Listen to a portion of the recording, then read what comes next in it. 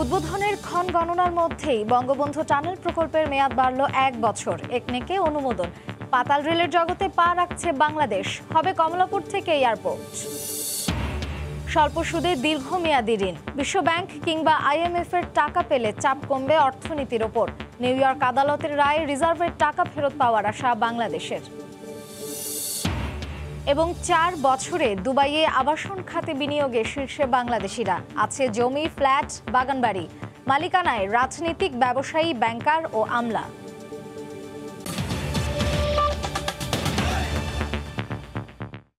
সময় সংবাদের সঙ্গে আছি আমি মার্জিয়া শ্রেয়া। উদ্বোধনের ক্ষণ গণনার মধ্যেই চট্টগ্রামে বঙ্গবন্ধু টানেল প্রকল্পের মেয়াদ বাড়ল ১ বছর। অতিরিক্ত বরাদ্দ দেয়া হয়েছে ৩১৫ কোটি টাকা। প্রধানমন্ত্রী শেখ হাসিনার সভাপতিত্বে অনুষ্ঠিত জাতীয় অর্থনৈতিক পরিষদের নির্বাহী কমিটির সভায় এর অনুমোদন দেয়া হয়। কিশোরগঞ্জে হাওড়ে হবে ১৫.৫ কিলোমিটার উড়াল সড়ক। তবে অনুমোদন পায়নি EVM ক্রয় প্রকল্পটি। প্রকল্প মানেই সংশোধনী, বাড়বে মেয়াদ আর ব্যয়। এ যেন অলিখিত এক নিয়মে পরিণত হয়েছে দেশে। একনেকে অনুমোদনের পর নির্ধারিত সময়ে প্রকল্প বাস্তবায়ন প্রায় হয় না বললেই চলে। এই মুহূর্তে দেশে ক্ষণ গণনা চলছে ৮৭% কাজ শেষ হওয়া বঙ্গবন্ধু টানেল উদ্বোধনের। অথচ সংশোধনী এনে আবারও বাড়ানো হলো প্রকল্পের ব্যয় আর মেয়াদ। শেষ মুহূর্তে এসে মন্ত্রণালয় বলছে উদ্বোধন আর সংশোধন চলবে একসঙ্গেই। কর্ণফুলী নদীর তলদেশে বহুলেন সড়ক টানেল নির্মাণ, এই প্রকল্পটি সেতু বিভাগের এবং এই প্রকল্পটিতে ৩১৫ কোটি টাকা নতুন অতিরিক্ত অর্থের প্রয়োজন হচ্ছে, সেই কারণে এটি সংশোধন হয়েছে। খরচ করব, বাছাই করে করব, যে খরচে আমাকে ফায়দা দিবে। প্রধানমন্ত্রী শেখ হাসিনার সভাপতিত্বে রাজধানীর শেরে বাংলা নগরের NEC সম্মেলন কক্ষে অনুষ্ঠিত সভায় 11টি প্রকল্পে চূড়ান্ত অনুমোদন দিয়েছে একনেক, যা বাস্তবায়নে ব্যয় ছাড়াবে ১০,০০০ কোটি টাকা। সভায় অনুমোদন দেয়া হয়েছে কিশোরগঞ্জের মিঠামইনে হাওড়ে উড়াল সড়ক নির্মাণ প্রকল্পটি, যার প্রতি কিলোমিটার নির্মাণে খরচ হবে প্রায় ৯৩২ কোটি টাকা। কিশোরগঞ্জ জেলার মিঠামইন উপজেলা সদর হতে করিমগঞ্জ উপজেলার মরিচখালী পর্যন্ত উড়াল সড়ক নির্মাণ, এটিও সেতু বিভাগের প্রকল্প। এই প্রকল্পটির প্রাক্কলিত ব্যয় অনুমোদিত হয়েছে ৫,৬৫১ কোটি টাকা। ৬টি নতুন, 5টি সংশোধিত, 11টির মধ্যে। এই সকল প্রকল্পের মোট বিনিয়োগ ব্যয় ১০,৬৮৩ কোটি ৩০ লক্ষ টাকা। এদিকে পরিকল্পনা মন্ত্রণালয়ে নানা গুঞ্জন থাকলেও শেষমেশ একনেক অনুমোদন দেয়নি EVM ক্রয় প্রকল্পে। পরিকল্পনা মন্ত্রী বলছেন চূড়ান্ত না হওয়ায় EVM প্রকল্পের অগ্রগতির বিষয়ে প্রধানমন্ত্রীকে জানানো হয়নি। জুবায়ের ফয়সাল, সময় সংবাদ, ঢাকা। চলতি মাসেই দেশের প্রথম পাতাল রেলের জগতে প্রবেশ করছে বাংলাদেশ। জানুয়ারির শেষ সপ্তাহে নির্মাণ কাজের উদ্বোধন করবেন প্রধানমন্ত্রী শেখ হাসিনা। কমলাপুর থেকে এয়ারপোর্ট ও পিতলগঞ্জ পর্যন্ত মেট্রোর এই নতুন পথ তৈরি করছে Dhaka mass rapid transit company limited, যার একটি অংশ কমলাপুর থেকে এয়ারপোর্টের 3য় টার্মিনাল পর্যন্ত হবে পাতাল রেল, আর নতুন বাজার থেকে পূর্বাচল পর্যন্ত হবে উড়াল পথ। রাশেদ লিমনের রিপোর্ট। এবার শুরু পাতাল রেলের যুগের। দেশের প্রথম উড়াল রেলের পর এবার হতে যাচ্ছে পাতাল রেল। MRT লাইন 1-এর আওতায় কমলাপুর থেকে এয়ারপোর্টের 3য় টার্মিনাল পর্যন্ত হবে এই রেলপথ। থাকবে উড়াল অংশ, যা নতুন বাজার থেকে পূর্বাচলের পিতলগঞ্জ পর্যন্ত যাবে। 26.6 কিলোমিটার দৈর্ঘ্যের এই রেলের পাতাল অংশ 16.4 কিলোমিটার আর উড়াল 10.2 কিলোমিটার। ডিপো হবে পিতলগঞ্জে। চলতি মাসের শেষ সপ্তাহে ডিপোর নির্মাণ কাজ শুরু হতে যাচ্ছে, যা উদ্বোধন করবেন প্রধানমন্ত্রী শেখ হাসিনা। মাননীয় প্রধানমন্ত্রী কর্তৃক এটা উদ্বোধনের জন্য আমরা একটা পত্র তৈরি করে আমরা সড়ক পরিবহন ও মহাসড়ক বিভাগে পাঠিয়েছি। ওনারা এটা নিয়ে কাজ করছেন। যে কোনো দিন আমরা ডেট পেয়ে যেতে পারি এবং সেইভাবে প্রস্তুতি নিয়ে আমরা নির্মাণ কাজ শুরু করার জন্য প্রস্তুতি নিচ্ছি। মেট্রো রেল প্রকল্পে পাতাল পথ তৈরির জন্য 4টি পয়েন্টে সুড়ঙ্গ করে বোরিং মেশিন ঢুকানো হবে। দ্রুততম সময়ের মধ্যে কাজ করতেই এমন সিদ্ধান্ত নেওয়া হয়েছে বলে জানান এর ব্যবস্থাপনা পরিচালক। বলেন, ঠিকাদার প্রতিষ্ঠানকে অতিরিক্ত বোরিং বা সুড়ঙ্গ পথ তৈরির মেশিন রাখার নির্দেশ দেওয়া হয়েছে। কোনো কারণে মেশিন নষ্ট হলে যেন কাজ থেমে না যায়। এই জায়গাতে আমরা বোর করে একদম নিচের দিকে চলে যাব, 10 মিটার পরে পরে পরে পরে বোর করে নিচের দিকে চলে যাব। যেখানে বালিটা ফেলা হবে, এটা যদি আপনি ছেড়ে দেন, এটা দীর্ঘদিন লাগবে, 4 বছর 5 বছর লাগবে এটা শক্ত হতে। তো এখানে এক ধরনের হ্যামার আছে, এই হ্যামারগুলো দিয়ে মাটিগুলোকে আমরা স্থায়ী করে তারপরে যে প্যাকেজ 2 এর কাজ, বিল্ডিং টিল্ডিং যেখানে কাজ হবে সেই জায়গাটাতে আমরা যাব। প্রাথমিক পরিকল্পনা অনুসারে এমআরটি লাইন 1 এর কাজ 2026 সালের মধ্যে শেষ হবে বলে জানিয়েছে ডিএমটিসিএল। রাশেদ লিমন, সময় সংবাদ, ঢাকা। মামলা দিয়ে দমন পীড়ন চালিয়ে সরকার আবারও একতরফা নির্বাচনের পাঁয়তারা করছে বলে অভিযোগ করেছে বিএনপি। তত্ত্বাবধায়ক সরকার ব্যবস্থা পুনর্বহাল না হলে কঠোর আন্দোলনে ক্ষমতাসীনদের পতন ঘটানোর হুঁশিয়ারি দলের নেতাদের।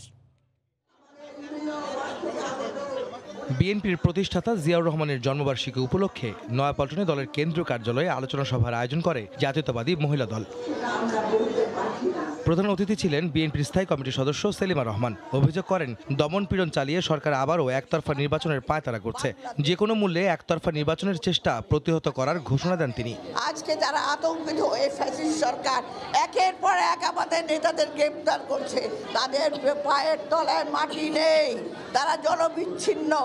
আমরা ঐক্যবদ্ধ হয়ে আমরা শপথ গ্রহণ করি, এই সরকারকে আমরা বাংলাদেশ থেকে বিতাড়িত করব। এছাড়া কেন্দ্রীয় কার্যালয়ে আলাদা সংবাদ সম্মেলনে বিএনপির সাংগঠনিক সম্পাদক ইমরান সালেহ প্রিন্স অভিযোগ করেন, সরকার বিরোধী মত দমনে সভা সমাবেশে বাধা দিচ্ছে। সরকার বিরোধী আন্দোলনে সবাইকে ঐক্যবদ্ধ হওয়ারও আহ্বান জানান তিনি। জনদুর্ভোগ সৃষ্টিকারী সরকার, তারা আবার জনদুর্ভোগের নাম করে বিরোধী দলের রাজনীতি এবং রাজনৈতিক কর্মকাণ্ডকে নিয়ন্ত্রণ করার একটা অপচেষ্টা চালাচ্ছে। এদিকে বিদ্যুতের দাম বৃদ্ধির প্রতিবাদ ও তত্ত্বাবধায়ক সরকার প্রতিষ্ঠা সহ 12 দফা দাবিতে বিজয়নগর এলাকায় বিক্ষোভ করে বিএনপির যুগপৎ আন্দোলনের শরিক 12 দলীয় জোট। আহমেদ সালেহিন, সময় সংবাদ, ঢাকা। এদিকে আওয়ামী লীগ বলছে, বিরোধীদের নৈরাজ্য মোকাবিলায় সতর্ক তারা। বিএনপি দেশকে অশান্ত করতেই একের পর এক রাজনৈতিক কর্মসূচি দিচ্ছে বলে মন্তব্য করেছেন আওয়ামী লীগ নেতারা। বিএনপির আন্দোলন নিয়ে মোটেও উদ্বিগ্ন নয় বলেও জানান ক্ষমতাসীন দলের নেতারা। বিএনপি চলমান রাজনৈতিক কর্মসূচির জবাব দিতে সরব আওয়ামী লীগ। প্রায় প্রতিদিনই থাকছে কোনো না কোনো কর্মসূচি। মঙ্গলবার বিকেলে রাজধানীর কৃষিবিদ ইনস্টিটিউটে ঢাকা জেলা আওয়ামী লীগ আয়োজিত আলোচনা সভায় যোগ দেন দলের কেন্দ্রীয় নেতারা। তারা বলেন, কেউ যাতে দেশকে কোনোভাবেই পিছিয়ে দিতে না পারে সে ব্যাপারে সতর্ক থাকতে হবে। বিএনপির উদ্দেশ্য কখনোই সফল হবে না বলেও মন্তব্য করেন তারা। শেখ হাসিনার নেতৃত্বে আমরা আলোকিত বাংলাদেশ চাই। তিনি ডিজিটাল বাংলাদেশ বিনির্মাণ করেছেন। এখন আমরা স্মার্ট বাংলাদেশ, যেখানে জ্ঞানে বিজ্ঞানে বাংলাদেশ থাকবে বিশ্বের সেরা দেশদের মধ্যে অন্যতম একটি। এদিন দুপুরে সচিবালয়ে এক অনুষ্ঠানে তথ্য ও সম্প্রচার মন্ত্রী বলেন, বিএনপি দেশে অশান্তি সৃষ্টি করার জন্যই সভা সমাবেশ করছে। এ ব্যাপারে সবাইকে সতর্ক থাকারও আহ্বান জানান তিনি। বিএনপি দেশে অশান্তি সৃষ্টি করার জন্যই তারা সভা সমাবেশগুলো করছে। তারা অগ্নিসন্ত্রাস নৈরাজ্যের পথ থেকে বের হয় না। পুলিশের উপর হামলা, গাড়ি ঘোড়া ভাঙচুর এবং অগ্নিসংযোগ, এটিকেই হয়তো তারা শান্তিপূর্ণ বলে। ভবিষ্যতে তাদেরকে সমাবেশ করার ক্ষেত্রে আরো সতর্ক থাকতে হবে তাদের সমাবেশ নিয়ে। বিএনপি নেতারা বিদেশিদের কাছে ধর্ণা দিয়ে ষড়যন্ত্রে মেতে উঠেছেন বলেও মন্তব্য করেন আওয়ামী লীগ নেতারা। বিএনপির রাজনীতি। রোজিনা রোজি, সময় সংবাদ, ঢাকা। রিয়েল এস্টেট খাতে বাংলাদেশিদের বিনিয়োগ নিয়ে যুক্তরাষ্ট্র, কানাডা, যুক্তরাজ্য, সিঙ্গাপুর, মালয়েশিয়ায় ব্যাপক আলোচনার পর এবার উঠে এসেছে দুবাইয়ের নাম। ইউরোপ, আমেরিকা, রাশিয়া বা ভারতীয়দের আধিপত্যকে ছাপিয়ে এখন বাংলাদেশিরা বিলিয়ন বিলিয়ন ডলার বিনিয়োগ করছে আমিরাতের প্রপার্টি খাতে। শিবলি আল সাদিকের রিপোর্ট। বিশ্বের অন্যতম সমৃদ্ধশালী দেশ সংযুক্ত আরব আমিরাত। বিশ্বে নিরাপদ বিনিয়োগ, নিরাপদ আবাসন এবং আধুনিক জীবনযাপনের জন্য দেশটি এখন পছন্দের তালিকায় শীর্ষে। এই দেশটিতে এত বেশি বিনিয়োগ হয়েছে যা বলা বাহুল্য। দেশটির গণমাধ্যম রিপোর্ট অনুযায়ী গত 4 বছরে আবাসন খাতে সংযুক্ত আরব আমিরাতের দুবাই, রাস আল খাইমা, উমুল কোয়েন, আজমানে বাংলাদেশিদের বিনিয়োগ বিশ্বের অন্যান্য দেশকে ছাড়িয়ে গেছে। বাংলাদেশি রিয়েল এস্টেট এজেন্টরা জানান, এই খাতে আমিরাতে ভিজিটে আসা বাংলাদেশিরাই মূল বিনিয়োগকারী। স্থানীয় রিয়েল এস্টেট এজেন্টরা জানান, দুবাইতে বিভিন্ন এলাকায় বাংলাদেশিরা জমি, ফ্ল্যাট ও বাড়ি কেনার পাশাপাশি শিল্প প্রতিষ্ঠান, ওয়্যারহাউস ও বাগানবাড়ি গড়ে তুলেছেন। এসবের মালিক রাজনৈতিক ব্যক্তিত্ব, ব্যবসায়ী, ব্যাংকার, সরকারি বেসরকারি উচ্চপদস্থ কর্মকর্তা, আমলা, পলাতক আসামি, মন্ত্রী পরিষদের সদস্য ও আত্মীয়স্বজনও রয়েছেন। আমাদের দেশের অনেক রাজনীতিবিদ বা অনেক ব্যবসায়ীও আছে, তার মধ্যে অনেক আমলাও আছে। তো যারা যে যেমনভাবে বেগমপাড়া ইনভেস্ট করেছে, অনেকে ইউএইকেও টার্গেট করেছে। তারা মনে করতেছে তাদের জন্য এখানে নিশ্চিত ইনভেস্টমেন্ট হিসাবে অনেকে ইমারাতে ইনভেস্ট করে যাচ্ছে। তো আমি যেটা বলবো সেই ক্ষেত্রে যারা এখানে অবৈধভাবে ইনভেস্ট করতেছে তাদের বিরুদ্ধে সরকার যথাযথভাবে ব্যবস্থা নিয়ে যেন এই টাকাগুলি বাংলাদেশ থেকে ইউএইতে যেতে না পারে সেই ব্যবস্থা নেওয়া হোক। রিয়েল এস্টেট ব্যবসায়ীরা জানান, সংযুক্ত আরব আমিরাতের দুবাই, আজমান, রাস আল খাইমা, উম্মুল কোয়েনে যে কেউ অত্যন্ত সহজেই জমি, ভবন বা ফ্ল্যাট কিনতে পারেন। ভিজিট বিষয়ে এসে প্রপার্টির মালিক হতে পারবেন অনায়াসে। আর রেজিস্ট্রেশনের ক্ষেত্রে পাসপোর্ট কপি ও একটি ছবি যথেষ্ট। বিগত 50 বছরে বাংলাদেশের প্রাইভেট সেক্টরের যে বিকাশ হয়েছে তাতে বাংলাদেশের বড় বড় প্রাইভেট সেক্টর কর্পোরেশনগুলো বা ব্যবসায়ী গোষ্ঠীদের এখন সময় এসছে বাংলাদেশের বাইরে ব্যবসা বিস্তার করার। কাজে সেদিক থেকে অনেক বড় বড় ব্যবসা প্রতিষ্ঠান বা গ্রুপ অফ কোম্পানিজ বাংলাদেশের বাইরে বিনিয়োগ করবে, সেটাই স্বাভাবিক। আমিরাতে একাধিক বড় কোম্পানির গ্রাহকদের কাছে তাদের প্রপার্টি বিক্রয় করতে একাধিক বাংলাদেশি কোম্পানির সাথে চুক্তিবদ্ধ রয়েছে।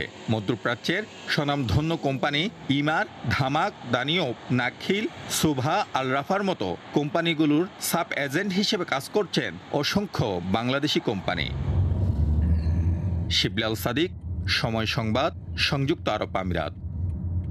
নিউ ইয়র্ক আদালতের রায় বাংলাদেশের পক্ষে আসায় রিজার্ভের টাকা দ্রুতই ফেরত পেতে আশাবাদী বাংলাদেশ ব্যাংক। প্যানেল আইনজীবীদের সঙ্গে আলোচনা করেই পরবর্তী পদক্ষেপ নেওয়া হবে বলে জানান কেন্দ্রীয় ব্যাংকের মুখপাত্র। বিশ্লেষকরা বলছেন, অর্থ ফেরত পেতে বাংলাদেশ অনেকটা এগিয়েছে, এখন পূর্ণাঙ্গ রায়ের অপেক্ষা। রিজার্ভ চুরির ঘটনায় ফিলিপিন্সের রিজাল ব্যাংক সহ আরও কয়েকটি প্রতিষ্ঠানের বিরুদ্ধে যুক্তরাষ্ট্রের আদালতে যে মামলা করেছে বাংলাদেশ ব্যাংক, সেই মামলায় আদালতের বাইরে সমঝোতার জন্য বিবাদীদের সুযোগ দিয়েছে নিউ ইয়র্ক সুপ্রিম কোর্ট। 13 জানুয়ারি নিউ ইয়র্কের আদালতের এই আদেশ আসে। এই মামলা বাতিলের আবেদন করেছিল রিজাল কমার্শিয়াল ব্যাংকিং কর্পোরেশন, যা খারিজ করে সমঝোতার আদেশ দেওয়া হয়েছে। এজন্য বিবাদীদের সময় দেওয়া হয়েছে 20 কার্যদিবস। বাংলাদেশ ব্যাংকের মুখপাত্র ও নির্বাহী পরিচালক মেজবাউল হক জানান, এই আদেশ বাংলাদেশের রিজার্ভ চুরির অর্থ ফেরত আনার ক্ষেত্রে বড় অর্জন। নিউ ইয়র্কে নিয়োজিত বাংলাদেশ ব্যাংকের আইনি প্রতিষ্ঠানের মধ্যস্থতায় পরবর্তী পদক্ষেপ নেওয়া হবে বলে জানান তিনি।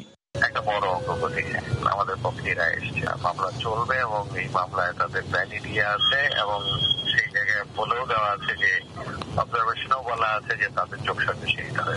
রিজার্ভ থেকে চুরি যাওয়া 8 কোটি 10 লাখের মধ্যে 6 কোটি 64 লাখ ডলার উদ্ধারে 2020 সালে এ মামলা করেছিল বাংলাদেশের কেন্দ্রীয় ব্যাংক। বিশ্লেষকরা বলছেন, নিউ ইয়র্কের আদালতের রায়ে বাংলাদেশের অর্থ ফেরত পাওয়ার সম্ভাবনা জোরদার হলো। তাদের ইনভলভমেন্টটা, কোর্টের যে অবজারভেশন যেভাবে আসছে সেভাবে যদি আমরা দেখি তাহলে কিন্তু আমরা বলতে পারি বাংলাদেশের ভেরি হাইলি লাইকলি যে Bangladesh going to win this case.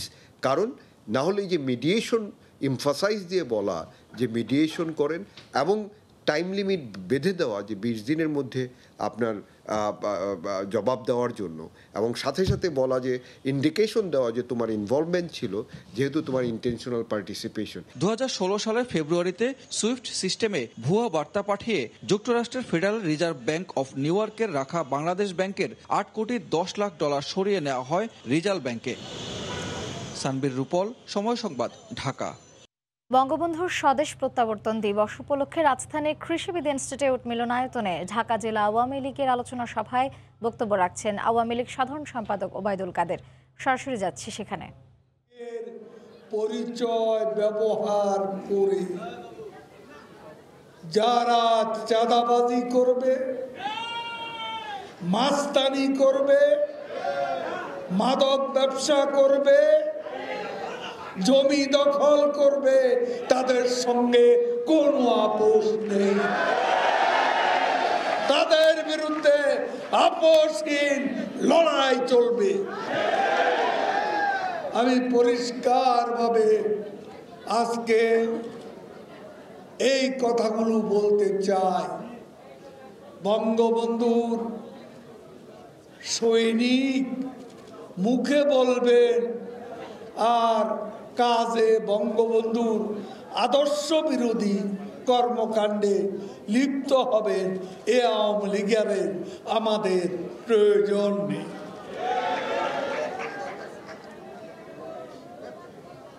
মঞ্চে নেতা বসে আছেন, ধরেন 50 জন, সবাইকে বিশেষণ দিয়ে দিয়ে নাম বলতে হবে কেন? যে সভা, যে সভাপতি, প্রধান অতিথি, অন্য নেতৃবৃন্দ। সময় কমান, বক্তৃতার সময় বাড়া, বিশেষণ দিতে দিতেই সবার অবস্থা কাটে। আর কিছু আছে জামা পাঞ্জাবি টানলো বসতে চায় না, ভাষণ দিয়েই যাচ্ছে, এক কথা বারবার বলেই যাচ্ছে, সেই ভাষণের মধ্যে কোনো সার কথা নেই। বলছে তো বলছে, গাড়ি চলছে। হ্যাঁ, ম্যারাথন ভাষণগুলো বন্ধ করুন, সার কথা বলুন। যারা ভালো বলেন তাদের বলতে দিন। কিছু আছে তারা কাজ ভালো করেন, তারা কাজ ভালো করবে। কেউ বক্তৃতা ভালো করে, তাকে দিয়ে বক্তৃতা করা। আমার দরকার মানুষের সাথে সেতু তৈরি করা,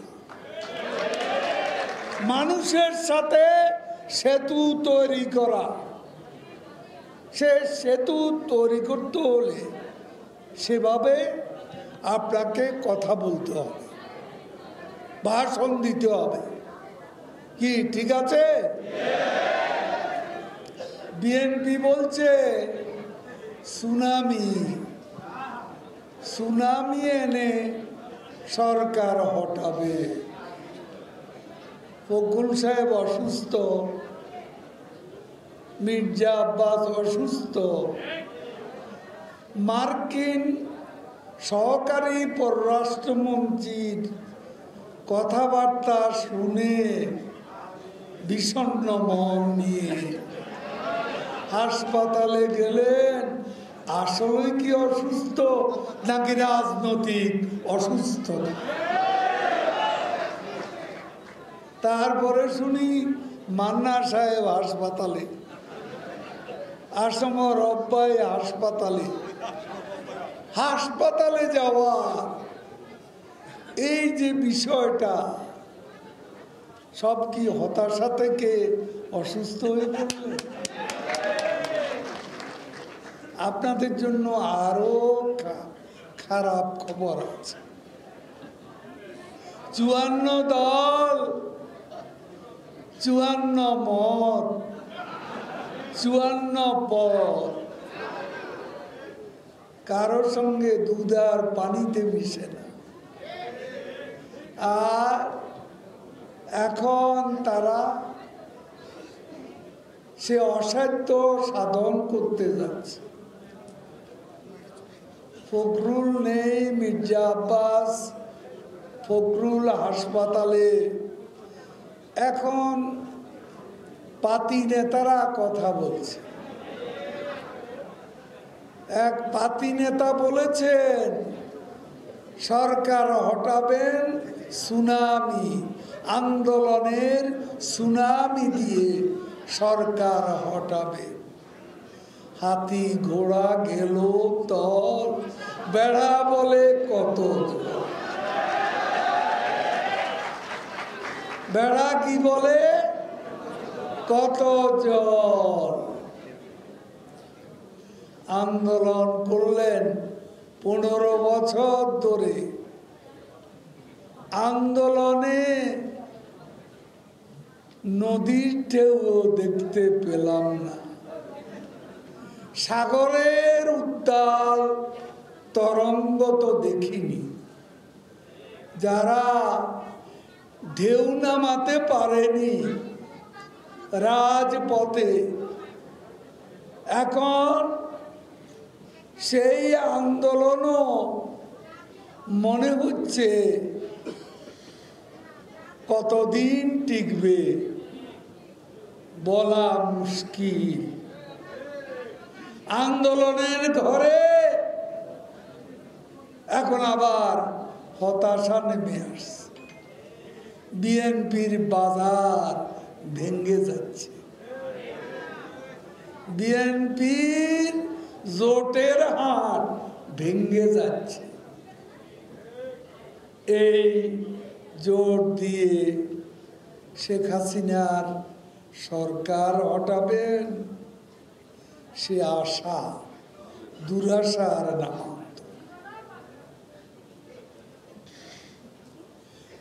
আমি তাই বলতে চাই,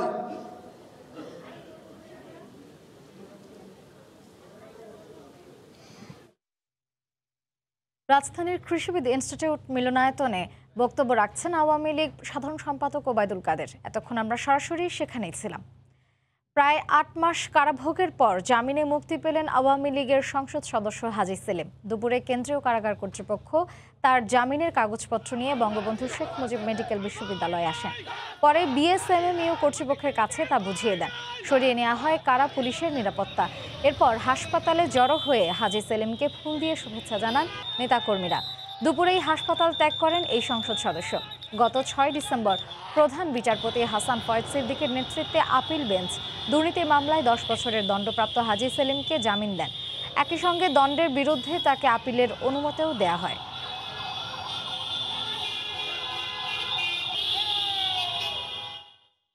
বিচারকের সঙ্গে আইনজীবীদের অশোভন আচরণে উদ্বিগ্ন দেশের উচ্চ আদালত। এ বিষয়ে হাইকোর্ট বেঞ্চ বলেছেন, ব্রাহ্মণবাড়িয়ার ঘটনা সভ্যতার সব সীমাকে অতিক্রম করেছে। ১ জানুয়ারি আদালতে বিচারকদের উদ্দেশ্য করে অশোভন কথার ভিডিও সামাজিক যোগাযোগ মাধ্যমে থেমে সরানোর নির্দেশ দিয়েছেন হাইকোর্ট। বিচারকের সঙ্গে আইনজীবীদের অশোভন আচরণ নিয়ে গেল কয়েকদিন ধরেই তোলপাড় বিচার বিভাগ। ১ জানুয়ারির ঘটনার পর এখনও শতভাগ স্বাভাবিক হয়নি আইনমন্ত্রী জেলা ব্রাহ্মণবাড়িয়া আদালতের কার্যক্রম। বিচারকের সঙ্গে অশোভন আচরণের ব্যাখ্যা দিতে মঙ্গলবার হাইকোর্টে হাজির হন জেলার আইনজীবী সমিতির সভাপতি, সম্পাদক সহ ৩ জন। যদিও এদিন তারা কোনো ব্যাখ্যা দেননি। এ সময় হাইকোর্ট বলেন, ব্রাহ্মণবাড়িয়ার ঘটনা সভ্যতার সকল সীমানা ছাড়িয়েছে। এই আগুন না থামালে পুড়ে ছাই হয়ে যাবে বিচার বিভাগ। যেহেতু বিষয়টা জুডিশিয়ারির ইমেজ অফ দি জুডিশিয়ারি খুবই ইম্পর্টেন্ট, বিচারপতি, বিচারক এবং আইনজীবী সবার জন্য এটা আদালতের মর্যাদার প্রশ্ন, জুডিশিয়ারির মর্যাদার প্রশ্ন। সুতরাং আদালত যেটার উপর গুরুত্ব দিয়েছেন, আমরাও গুরুত্ব দিয়েছি যে এই বিষয়টার একটি সম্মানজনক সমাধান। এ বিষয়ে শুনানির জন্য আগামী 14 ফেব্রুয়ারি পরবর্তী তারিখ ধার্য করা হয়েছে। ওই দিনও হাজির হতে হবে ৩ আইনজীবীকে। সরিয়ে ফেলতে বলা হয়েছে বিচারককে গালিগালাজ করা ভাইরাল হওয়া ভিডিও। দুপক্ষের মধ্যে সমঝোতার দায়িত্ব দেওয়া হয়েছে অ্যাটর্নি জেনারেলকে। আমি চেষ্টা করব বারের প্রেসিডেন্ট সাহেবকে সাথে নিয়ে এই বিষয়টা, উত্তেজনা যেটা ওই বারের সৃষ্টি হয়েছে সেটা প্রশমনের জন্য এবং বারের জন্য একটা স্বাভাবিক পরিস্থিতি ফিরে আসে। গত ১ জানুয়ারি ব্রাহ্মণবাড়িয়ার নারী ও শিশু নির্যাতন দমন ট্রাইব্যুনালের বিচারকের সঙ্গে অশোভন আচরণের অভিযোগ ওঠে ১৫ জন আইনজীবীর বিরুদ্ধে। তাদের বিরুদ্ধে ব্যবস্থা নেওয়ার আবেদন করে সুপ্রিম কোর্টে চিঠি লিখেন ওই বিচারক। আফজাল হোসেন, সময় সংবাদ, ঢাকা। টেন্ডার কার্যাদেশের বিপরীতে ইউসিবিএল ব্যাংক থেকে ৪৭ কোটি টাকার ঋণ নিয়ে আত্মসাতের দায়ে কুমিল্লার বুড়িচং উপজেলার সাবেক চেয়ারম্যান জাকির হোসেনকে গ্রেফতার করেছে দুদক। টাকা আত্মসাতের পর পরিবার সহ বিদেশে পালিয়ে যেতে চাইলে তাকে নিজ বাসভবন থেকে গ্রেফতার করা হয়। তিনি ঠিকাদারি প্রতিষ্ঠান রানা বিল্ডার্সের কাগজপত্র জালিয়াতি করে চট্টগ্রাম সিটি কর্পোরেশনের কাজ পান।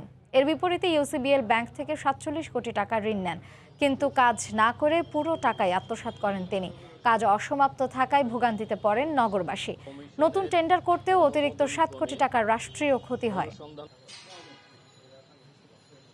কুমিল্লার বুড়িচং থানার পীরযাত্রাপুর ইউনিয়নের সাবেক চেয়ারম্যান মোহাম্মদ জাকির হোসেন, মালিক মেসার জাকির এন্টারপ্রাইজ, জেলা কুমিল্লা, তাকে গতকালকে আমাদের তদন্তকারী কর্মকর্তা গ্রেপ্তার করেছেন। আমাদের কাছে বিশ্বস্ত সূত্রে সংবাদ এসেছিল যে আসামি মোহাম্মদ জাকির হোসেন সপরিবারে দেশ ত্যাগ করার জন্য প্রস্তুতি নিচ্ছিলেন। তার পরিপ্রেক্ষিতে জলস্থল এবং যে পোর্ট রয়েছে সেখান থেকে যেন উনি যেতে না পারেন সে বিষয়ে যথা পদক্ষেপ নেওয়া হয়েছিল। গ্রাফিক্স ডিজাইনে পড়ালেখা, নিজেই ফটোশপের মাধ্যমে তৈরি করেন ভুয়া নিয়োগপত্র। কখনো ইঞ্জিনিয়ার, কখনো সরকারি ঊর্ধ্বতন কর্মকর্তার আত্মীয় পরিচয় দেন। এভাবে চাকরি প্রত্যাশীদের সঙ্গে প্রতারণা করে কোটি কোটি টাকা হাতিয়ে নেওয়ার অভিযোগ ময়মনসিংহের কামরুজ্জামানের বিরুদ্ধে। 2 সহযোগী সহ তাকে গ্রেফতারের পর পুলিশ বলছে তারা সবাই সংঘবদ্ধ প্রতারক চক্রের সদস্য। বুলবুল রেজার রিপোর্ট। ময়মনসিংহের গফরগাঁওয়ের কামরুজ্জামান পড়াশোনা করেছেন ঢাকার মোহাম্মদপুরের গ্রাফিক্স আর্ট ইনস্টিটিউটে। স্বাভাবিকভাবেই গ্রাফিক্স ডিজাইনে তার দক্ষতা বেশ, তবে সেই দক্ষতাকে ভালো কাজে ব্যবহার না করে কাজে লাগিয়েছেন প্রতারণায়। কয়েকজন সহযোগী নিয়ে তৈরি করেছেন প্রতারক চক্র। স্বাস্থ্য অধিদপ্তর, সংসদ সচিবালয়, ভূমি অধিদপ্তর, যুব উন্নয়ন এবং সমাজসেবা অধিদপ্তরে চাকরির ফাঁদ পাতেন তারা। নিয়োগপত্রগুলো এত নিখুঁত যা প্রথম দেখে নকল বোঝার উপায় নেই। সংশ্লিষ্ট দপ্তরে চাকরিতে যোগদান করতে গিয়ে ভুক্তভোগীরা বুঝতে পারেন তাদের সঙ্গে প্রতারণা করা হয়েছে। অফিস সহায়কের কথা বলে সেনাবাহিনীর ভিতরে চাকরি দিবে এই বলে উনি আমার কাছ থেকে 7 লক্ষ টাকা নিছে। আমরা যখন যোগদান করি তখন বলে যে তোমাদের 3 মাসের জন্য ছুটি হয়ে গেছে। চক্রের প্রধান কামরুজ্জামান নিজেকে প্রকৌশলী হিসেবে পরিচয় দেন, যদিও পড়ালেখা গ্রাফিক্স ডিজাইনে। ব্ল্যাক রক নামে মার্কিন যুক্তরাষ্ট্রের একটি এনজিওর বাংলাদেশ প্রতিনিধি দাবি করেন। এনজিও থেকে বিভিন্ন রকম ভাতা দেওয়ার নামেও করেন প্রতারণা। কামরুজ্জামানের সহযোগী নাজির প্রান্তিক দালাল, যার কাজ চাকরি প্রত্যাশীদের খুঁজে বের করা। রায়হান সাক্ষাৎকার নেন, গায়ে থাকে বিভিন্ন বাহিনীর পোশাক। আরেক সহযোগী রকুনুজ্জামান চাকরি প্রার্থীদের ভুয়া মেডিকেল করান। প্রতারণা করে তারা কোটি কোটি টাকা হাতে নিয়েছে। এর মধ্যে 3 জনকে আমরা গ্রেপ্তার করেছি। তারা সেনাবাহিনী, ভূমি মন্ত্রণালয়, স্বাস্থ্য অধিদপ্তর, সংসদের বিভিন্ন সরকারি দপ্তরে চাকরির প্রলোভন দিয়ে প্রতারণা করে টাকা নিয়ে মানুষকে হয়রানি করছে। এই চক্রে আরও একাধিক সদস্য রয়েছে বলে জানিয়েছে গোয়েন্দা পুলিশ। বুলবুল রেজা, সময় সংবাদ, ঢাকা।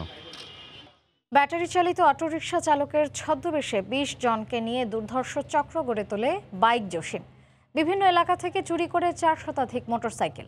মূল হোতা জসিম সহ চক্রের 4 সদস্যকে নারায়ণগঞ্জ থেকে গ্রেফতার করেছে ডিএমপির মিরপুর বিভাগ। উদ্ধার করা হয়েছে 3টি চোরাই মোটরসাইকেল।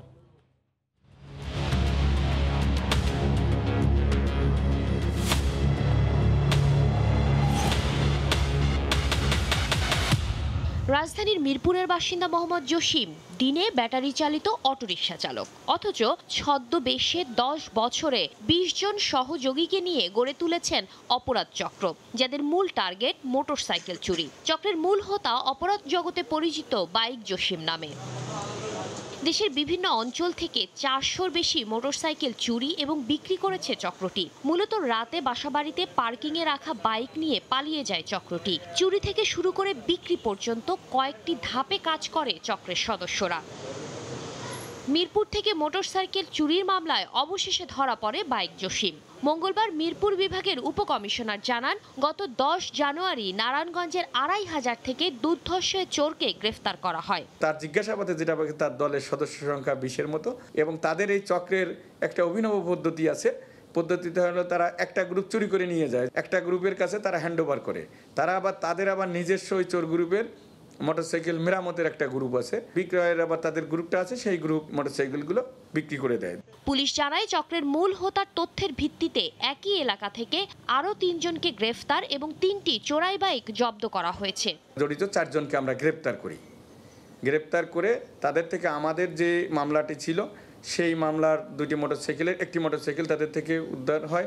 এ পর্যন্ত পাওয়া তথ্যের ভিত্তিতে জসিমের নামে বিভিন্ন থানায় 12টি মামলা রয়েছে। শাতিলা শারমিন, সময় সংবাদ, ঢাকা। কক্সবাজারে পাহাড় কেন্দ্রিক অপহরণের ঘটনা আশঙ্কাজনকভাবে বাড়ছে, তবে এর পেছনে কারা জড়িত এখনও অজানা। মুক্তিপণ দিয়ে ফিরে আসাদের দাবি, অপহরণকারী চক্রের রোহিঙ্গাদের সঙ্গে রয়েছে শিক্ষিত বাংলাদেশিরাও, যাদের হাতে রয়েছে ভারী অস্ত্র আর ব্যবহার করছে অত্যাধুনিক প্রযুক্তি। এ ব্যাপারে ব্যবস্থা নেওয়ার আশ্বাস স্বরাষ্ট্রমন্ত্রীর। বিস্তারিত জানাচ্ছেন সুজাউদ্দিন রুবেল।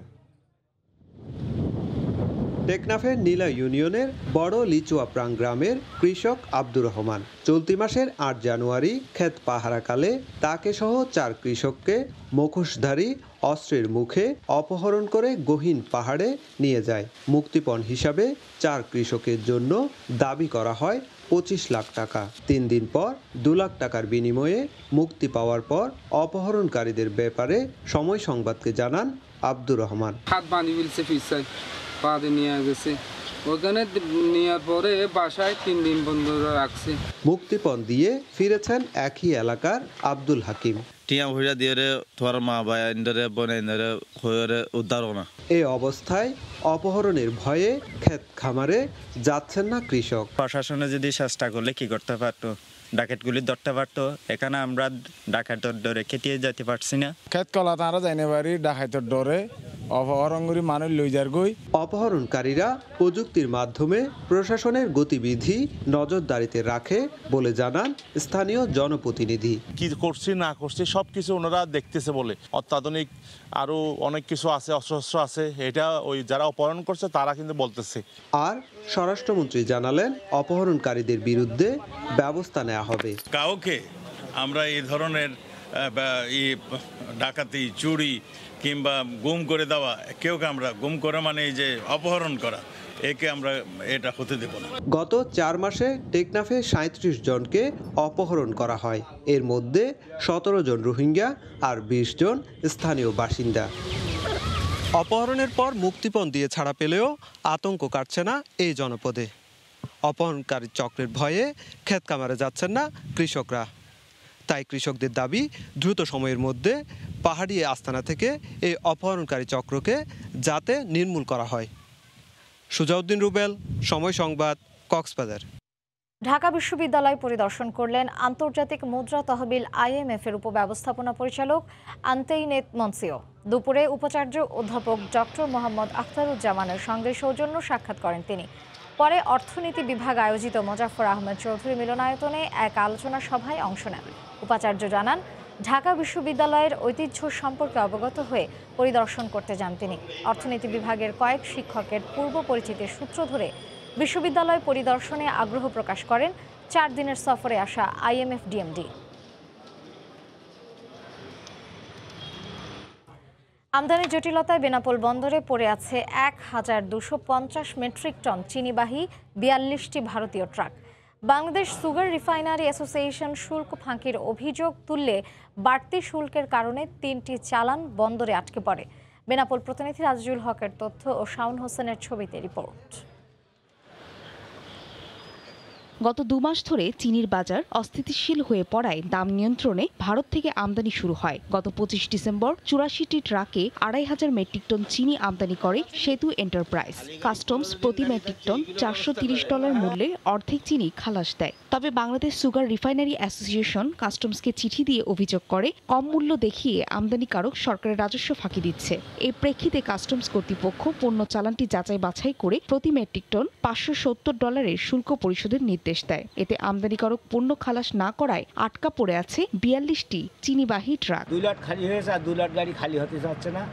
ওই পার্টি বলছে ভ্যাট বাড়াই দিয়েছে নাকি বাড়াই দিয়েছে। খালি গাড়ি নিয়ে যদি ইন্ডিয়া চলে যেতে পারি, আবার লোড করে চলে আসতে পারে।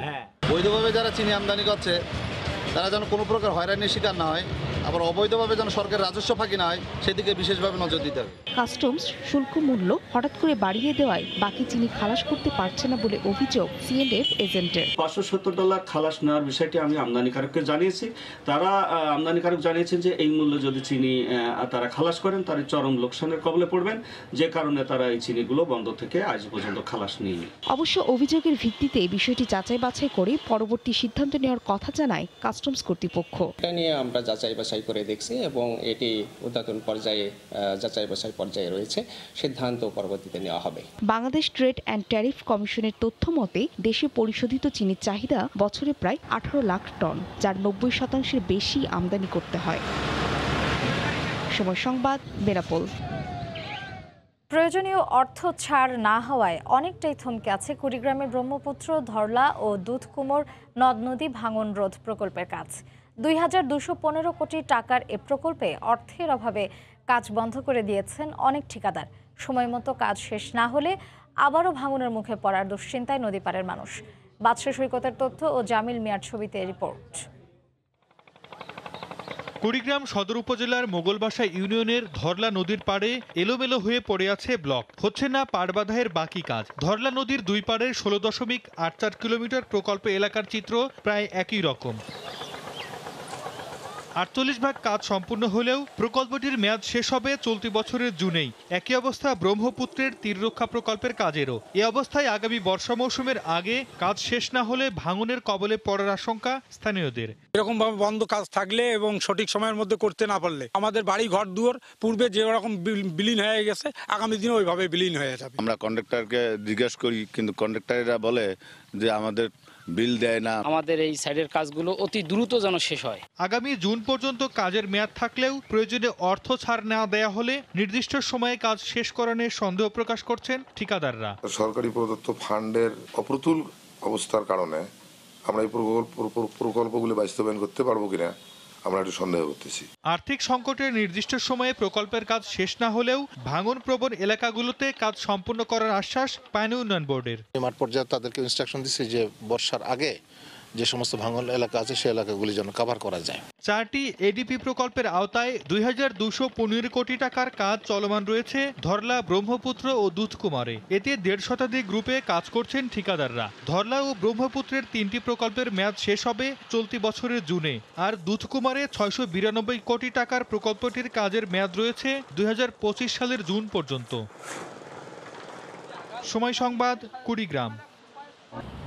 নেপালের পোখারায় ভয়াবহ বিমান বিধ্বস্তের ঘটনায় নিহতদের মরদেহ ময়নাতদন্ত শেষে পরিবারের কাছে হস্তান্তর শুরু হয়েছে। এ সময় স্বজনদের আর্তনাদে ভারী হয়ে ওঠে মর্গের বাইরের পরিবেশ। এখনও উদ্ধার অভিযান অব্যাহত রেখেছে সেনাবাহিনী। এদিকে ব্ল্যাক বক্স উদ্ধার হলেও তা থেকে এখন পর্যন্ত অস্বাভাবিক কিছু পাওয়া যায়নি। পোখরার হাসপাতাল থেকে একের পর এক বের হচ্ছে লাশবাহী অ্যাম্বুলেন্স। ভয়াবহ বিমান দুর্ঘটনায় নিহতদের লাশ দেখে স্বজনদের আর্তনাদে ভারী হয়ে ওঠে মর্গের বাইরের পরিবেশ। পরে নিথর দেহ নিয়ে অ্যাম্বুলেন্সে বাড়ির উদ্দেশ্যে রওনা দেন স্বজনরা। মঙ্গলবার ময়না তদন্ত শেষে পরিচয় শনাক্ত হওয়া লাশ হস্তান্তর শুরু করে কর্তৃপক্ষ।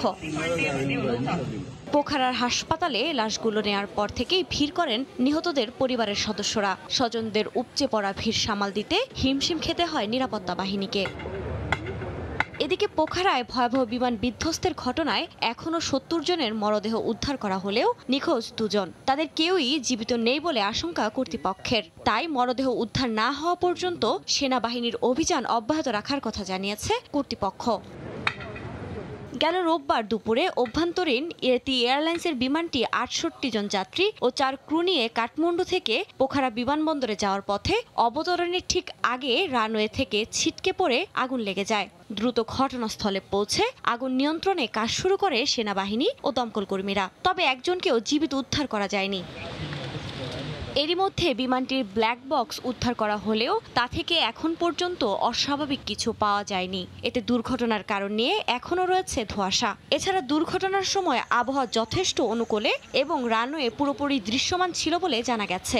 বিশ্লেষকরা বলছেন, অবতরণের ঠিক আগ মুহূর্তে বিমানের ইঞ্জিন বন্ধ হয়ে এটি বিধ্বস্ত হয়ে থাকতে পারে। তবে সেক্ষেত্রে একটি ইঞ্জিন বিকল হলেও অপরটি দিয়ে অবতরণ সম্ভব বলেও জানান তারা। আফরিন মৌ, সময় সংবাদ। এ পর্যায়ে শীর্ষ সংবাদ জানিয়ে দিচ্ছে আরও একবার। উদ্বোধনের ক্ষণ গণনার মধ্যেই বঙ্গবন্ধু টানেল প্রকল্পের মেয়াদ বাড়ল 1 বছর। একনেকে অনুমোদন, পাতাল রেলের জগতে পা রাখছে বাংলাদেশ। হবে কমলাপুর থেকে এয়ারপোর্ট। এ ছিল সময় সংবাদে, সঙ্গে থাকুন সময়।